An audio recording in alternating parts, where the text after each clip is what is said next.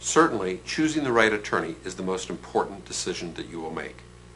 There are many types of legal troubles, and it's critical to find an attorney who has the right expertise for your case. If you make a rushed and uninformed choice, the financial and emotional costs can be high. Here are some simple ideas about making an informed choice in these difficult times. 1. Exactly what type of attorney do you need? Has your spouse or the social services department made phony accusations against you?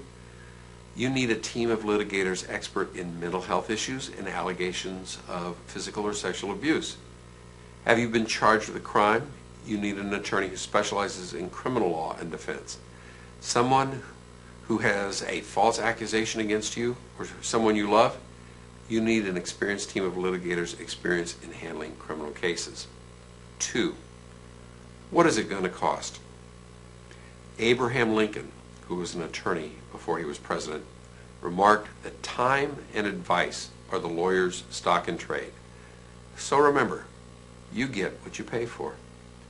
Depending upon the area in which you live and the subject matter of your legal claims, the hourly billing rates can range from as low as $175 to as high as $500 an hour for legal services. There are a number of standard fee arrangements that an attorney may suggest. Retainers, flat fees, hourly rates, or contingency fees. Retainers are usually an advance payment on the hourly rate for a specific case. The retainer is usually placed in a special account, often regulated by the state bar, and the cost of services is deducted from that account as they accrue. During the case, the attorney should send you periodic billing statements showing how much has been deducted from the retainer.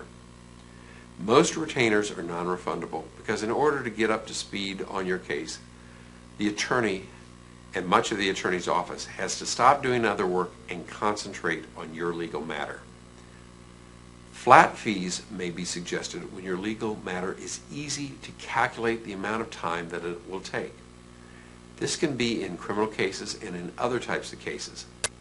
The flat fee may only cover the attorney's fees, with other expenses such as filing fees, investigation fees, and other costs being additional. Hourly rates are commonly arranged between the attorney and the client. The attorney bills the client at an agreed upon hourly rate for the amount of time the attorney spends in resolving the matter. This billing should include a reduced rate when the attorney's staff, such as paralegals or clerks or legal assistants, are working on the case.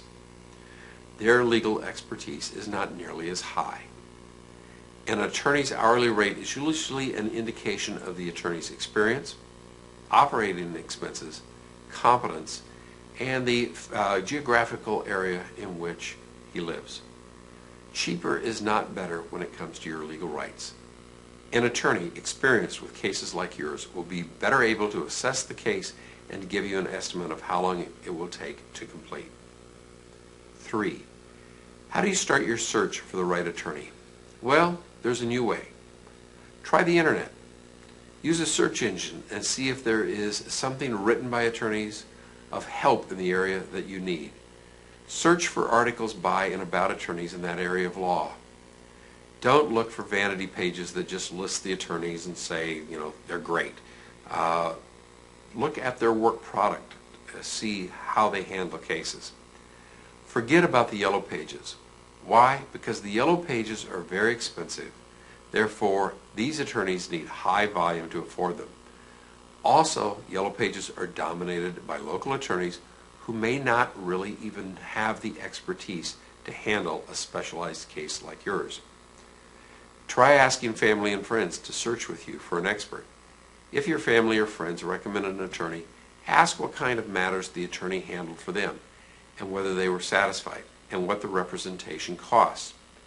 You should also consider contacting state lawyers organizations. However, sometimes these organizations make referrals based upon who's next on the list rather than the quality of the representation. So be careful. Those organizations are usually referred to as the state bar, and they may have a referral service. You've got some information. Now what? Now that you've got a list of some possible attorneys, email them or call them. It will be helpful if you'd write yourself a short script with a brief explanation of your case and a list of questions to ask each office on your first call, depending upon the nature of your case. Ask your list of questions and evaluate how the attorney's office or the attorney's staff responds to you. If it sounds reasonable, set up an appointment, either in person or over the phone. Number 5, the first meeting, the most important meeting. Remember, the attorney works for you. If it is your first experience with the legal profession, you may be nervous and anxious about dealing with an attorney. Don't be. Remember, the attorney works for you. Take your list of issues that you think are important, take your list of questions to ask, and use them. Don't worry about repeating yourself. Many of the questions may be repetitious of the questions that you asked before you made the appointment. It doesn't hurt to ask again. You may get a more detailed answer once you're in the office.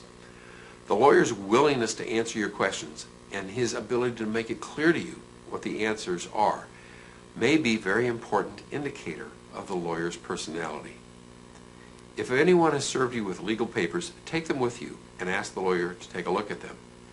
During this telephone call or face-to-face meeting, you should be asking yourself, is this person listening to me? Does this person know about this area of law? Is this person giving me an honest evaluation of my legal situation? Does this person have a lot of experience in this particular type of case? You don't want somebody blowing hot air. Can I believe this person? Can I trust this person? Will this person fight for me and for my family? Number 6, talk about money. Don't be afraid to talk about money. Remember what I said. Abraham Lincoln once remarked that time and advice are the lawyer's stock and trade. So ask about the money. First, ask about a fee agreement, if the lawyer is willing to put a fee agreement in writing.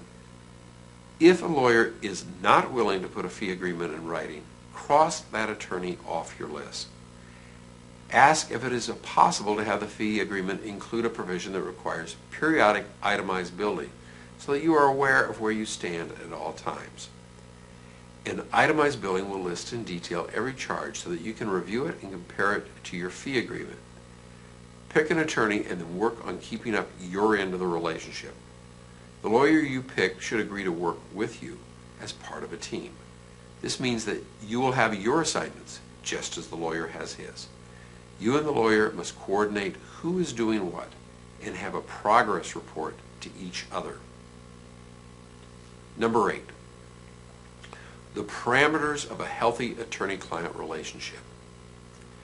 Each state has a professional code of ethics which requires certain kinds of behavior from the lawyer. The lawyer should give you a copy of this code if you ask for it.